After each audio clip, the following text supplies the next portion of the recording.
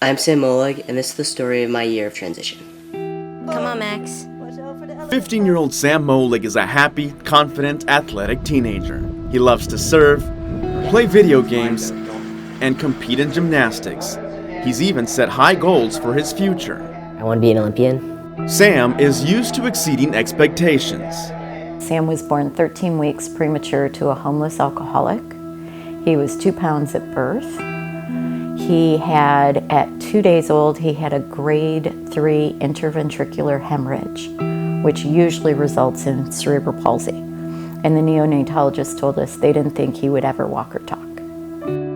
Kathy and Ron Molig already had a daughter, and they wanted another child, but they were unable to add to their family. Kathy had 5 miscarriages in over 4 years. So despite Sam's health problems, they decided to adopt Sam, and they're glad they did. Now he's a gymnast and a 3rd-degree black belt, so I guess that neonatologist kind of called that one a little wrong. From the moment Sam came into the world, he's had to overcome a number of challenges. When puberty hit, the depression and the anxiety, and it all started. Sam was born a girl, and at the age of 9, when his breast began to develop, he felt trapped in the wrong body. He started having thoughts of suicide. I thought God had made a mistake when I was born. This wasn't who I was. I'm not a girl, I'm a boy. I thought I was being punished. I thought I did something wrong. His suicidal thoughts eased when counselors and doctors concluded Sam was experiencing gender dysphoria. Gender dysphoria is the distress that can arise for folks if there is a discrepancy between their assigned sex at birth and their experience of gender. Knowing what was causing Sam to be depressed brought some relief. We were just, thank God there's an answer to the darkness and we might get Sam back. And so on April 6th, 2012, the Moligs came together and celebrated Sam's boy birthday. It symbolizes when we switched my pronouns from female pronouns to male pronouns, and we never went back. And so that basically technically represents the day I transitioned, and I got to start living as me. Sam had a hormone blocker implanted in his left bicep to slow the growth of female features. 2 years ago, he started taking testosterone shots. Last year, the entire family piled into a van and drove north to the Krieger Institute for Plastic Surgery in Thousand Oaks. Nearly 3 months before his 15th birthday, Sam had his breasts removed. Sam? Hi, how are you? We're all done with your surgery. You did great. Everything went wonderful. Doctors Gil and Zoll Krieger have averaged 100 of these type of surgeries a year, each costing $6,000 to $9,000. These surgeons say they work closely with therapists, doctors, and patients' families before performing these surgeries.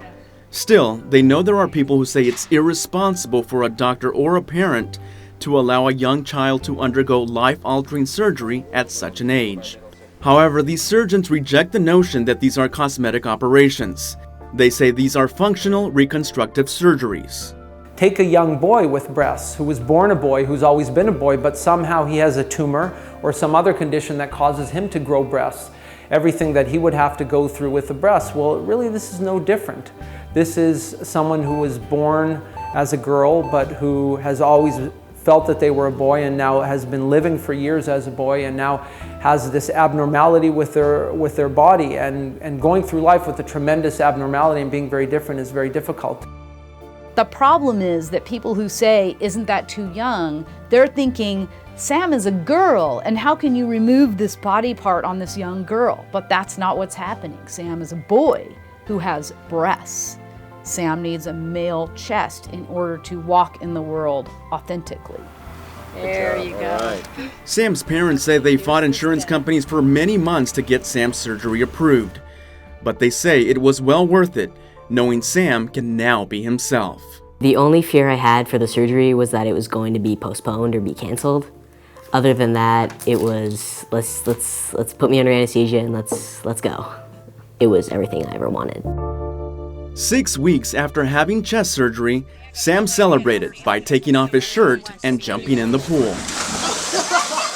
It was amazing. Best feeling in my life. You still smell like a boy, though. That's the point. I'm gonna be telling you that for years. Sam's older sister Jack has been by Sam's side every step of his journey. She says she's also been impacted by his transition.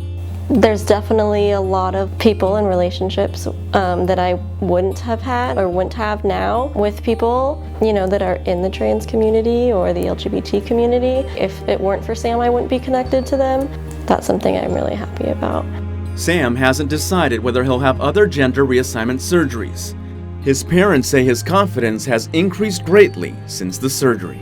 I am grateful that I was born the way I was. There are times when I wish that I wasn't, but I look back on it and just realize that I don't think I would be the type of person that I would be if I hadn't been through my experience. I just think that his life is going to be filled with allowing other people to experience his compassion and acceptance. You know, it's like the world's your stage, you know, well, the curtain's raised and you're on stage, and you're no longer hiding behind the curtain. So he can do whatever he wants to do, be whatever he wants to be, and do it from his authentic self. It's important to tell my story to the world, get people educated. We walk down the street, we go to work, we go to school just like everybody else. And that's really all, that's how we want to be treated. We're just like everybody else.